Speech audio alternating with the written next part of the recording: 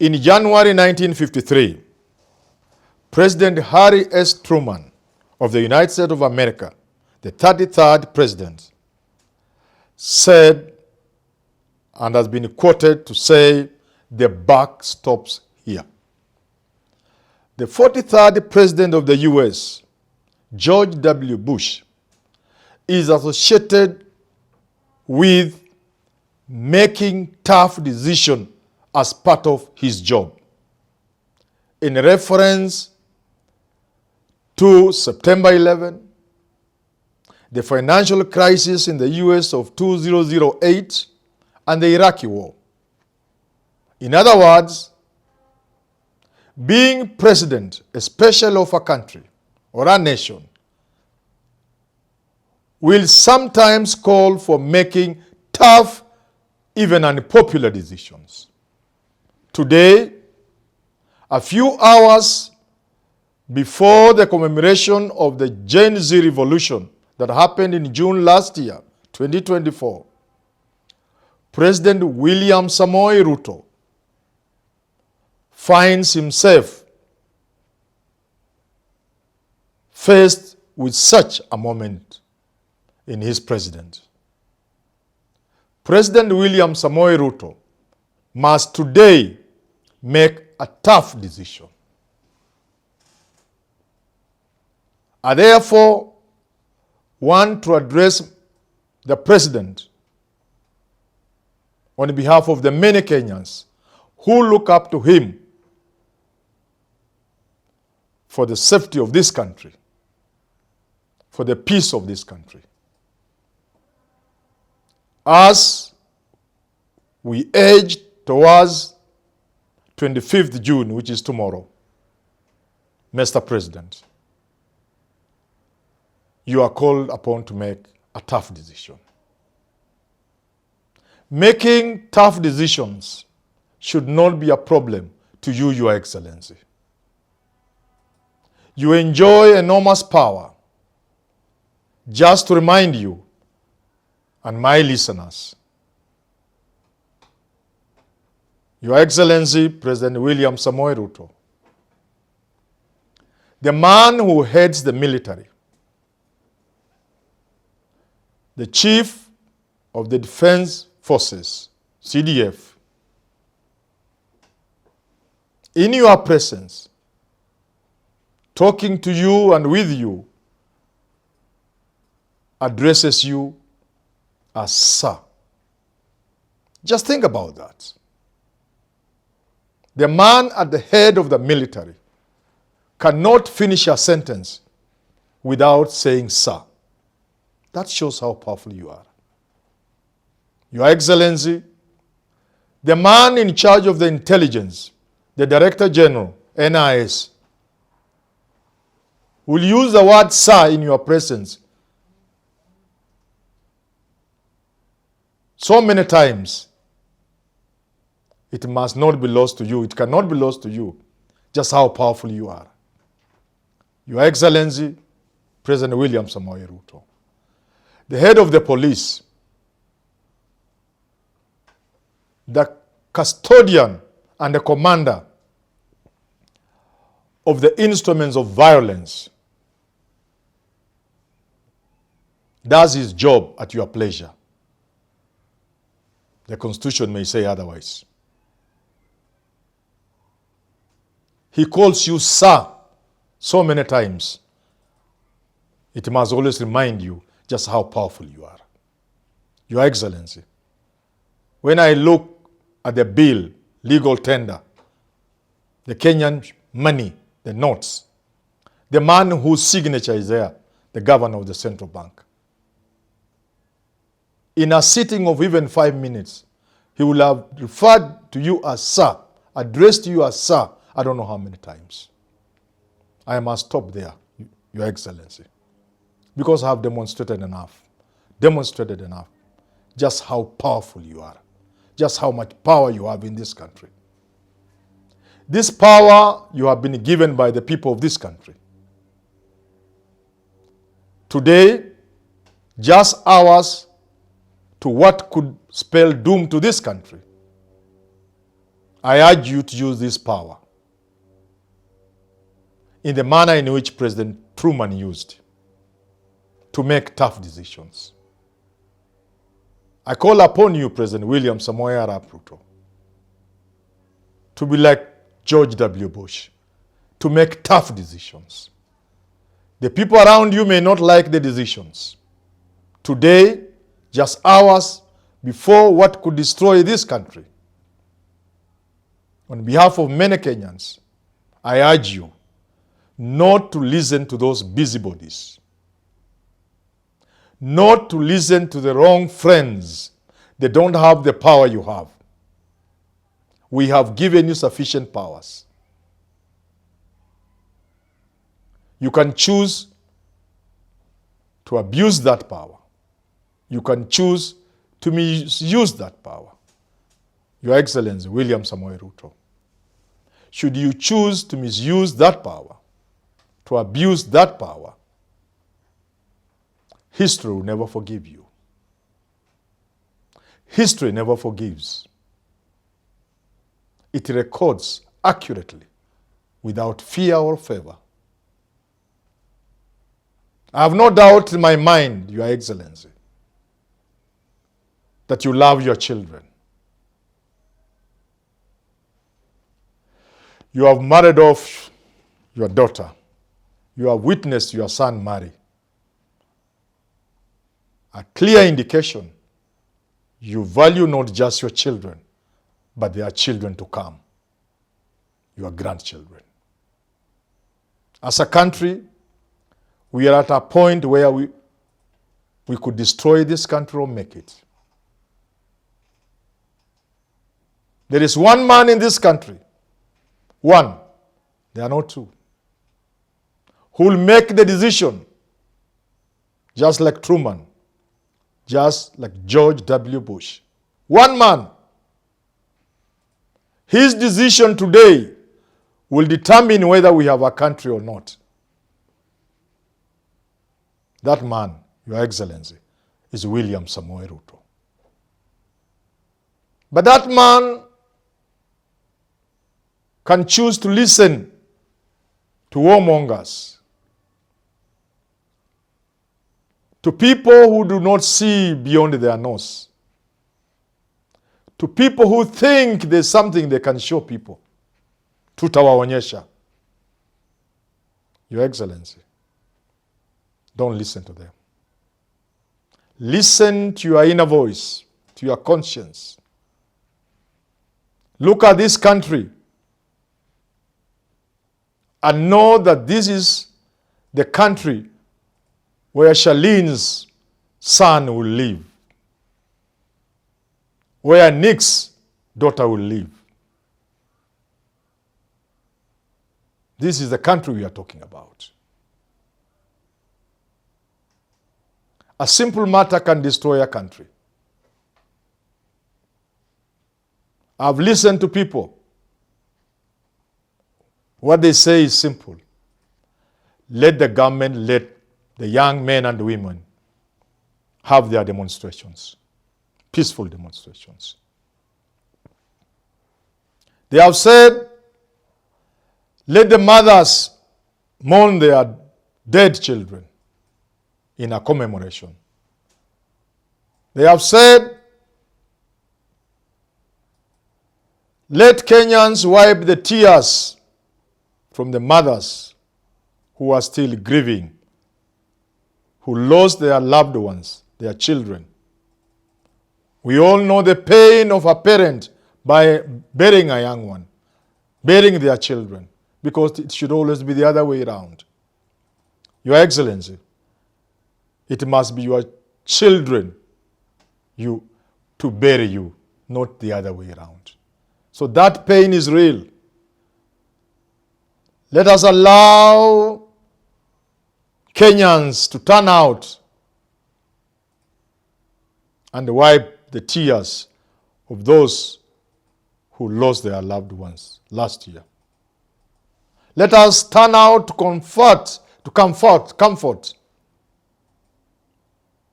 those who are still nursing the sick, who are injured during the demonstrations of last year. Let us gather to take stock, to reflect, and to say that never again should the country get so close to destruction. Your Excellency, let us gather in every corner of this country tomorrow, peacefully, to remind ourselves that this country is ours. Only us can destroy it or make it. Let us gather to remind each other we went wrong last year. Let us peacefully gather to remind the police that the baton you are carrying, the skull you are about to break, belongs to a Kenyan child who could as well be your child.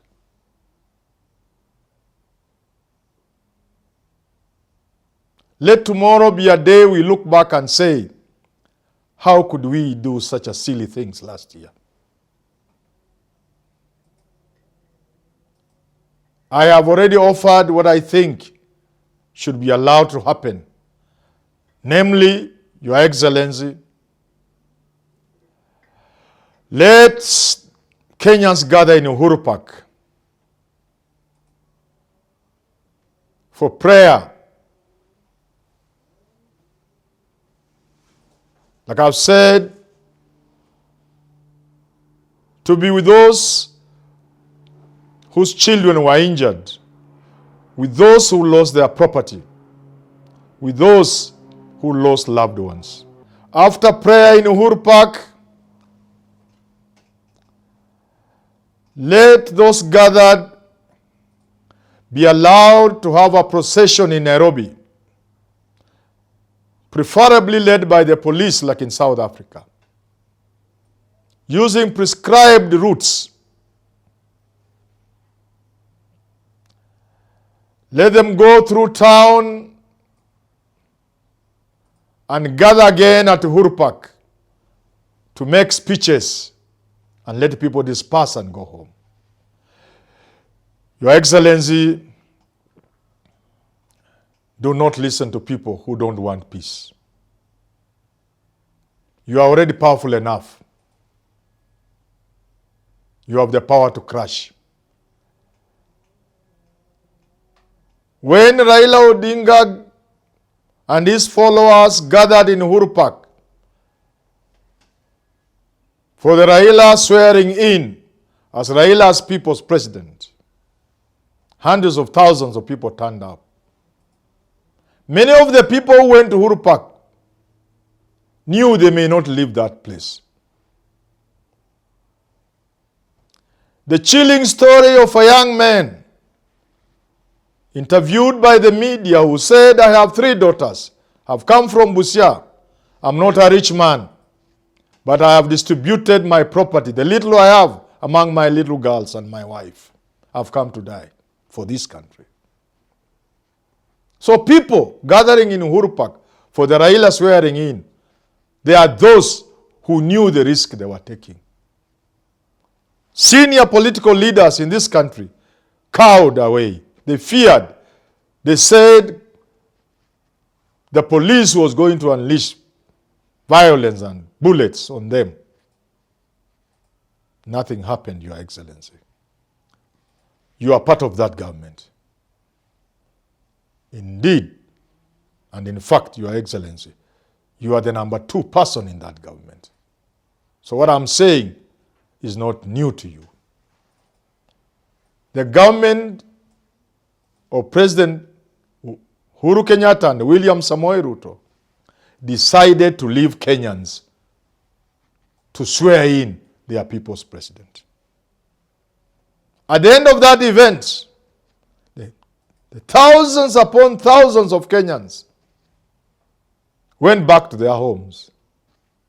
Your Excellency, President William Samoei Ruto, you were deputy president then.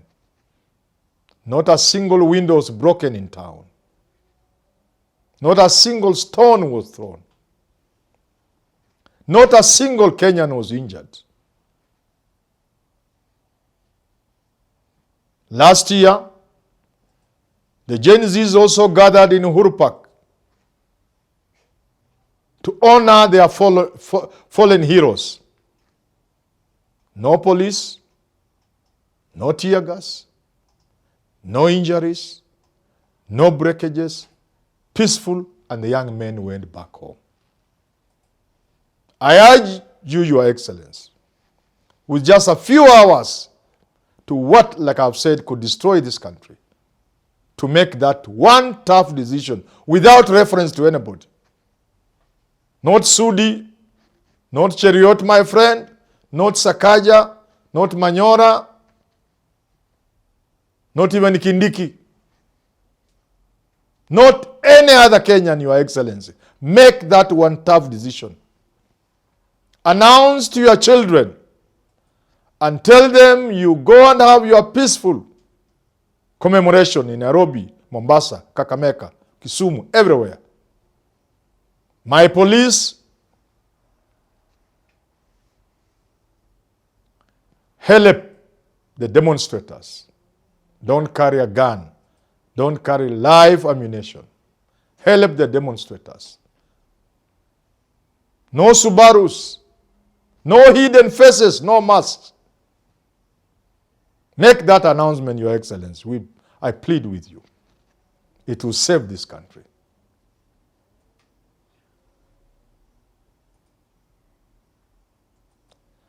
Tell the young people, as your parents, we give you our blessings to mourn your brothers and sisters who died last year. To condole and console your mothers peacefully. You'll come back to home. We shall welcome you as heroes. We will welcome you in the evening to a warm meal and tell you this is how it must be done. Because finally, Your Excellency, there can be no truth in the saying or in the belief that the young men can destroy their country. That cannot be true. Your Excellency, it cannot be true that the people whose future is at stake, the Gen Zs and millennials, can destroy their own country. There can be no truth in that. There can be no truth in the possibility of violence coming from the people whose future we are all talking about. There can be no truth in that. Any violence we have witnessed has come from the direction of the police, and sadly too, from paid goons. Talking of goons, Your Excellency, we have been through this. We know how militia have terrorized this country. We know how at some point you couldn't do your business in Nairobi. You couldn't run your matatu without parting with money to the militia. And they decided how much you paid every trip you made. It was standard. They said 100, you make one trip, you give them 100. And that's how it was. Landlords in Eastland will tell you there was a percentage, there was an amount they had to put to the militia. Let's not remind ourselves of the many people who died. Today, Your Excellency, we are in Haiti, a country of gang violence. Again, we know how that happened. Every time politicians make use of armed gangs, armed goons, they always mutate and morph and become things that are unmanageable. that is across the world, that is across history. Your Excellency, let me stop here. Just know, Your Excellency, what I'm saying today is what many Kenyans would like to tell you. I just happen to have an opportunity that many Kenyans don't have. Otherwise, if they had that opportunity, they will say what I've said and more. They will even cry. They will plead with you. I end by reminding you, Your Excellency, that Kenya today is in your hands. When the history of this country is written, they'll give you a big chapter, a long chapter, a heavy chapter, a lofty chapter, a befitting chapter, that when moments called, when others were heard to utter war cries, you stood firm and said you love this country and you are protecting it for your children and their children. And that's why you made that tough decision that it will be in the interest of this country to make tomorrow a peaceful day. Thank you, Your Excellency.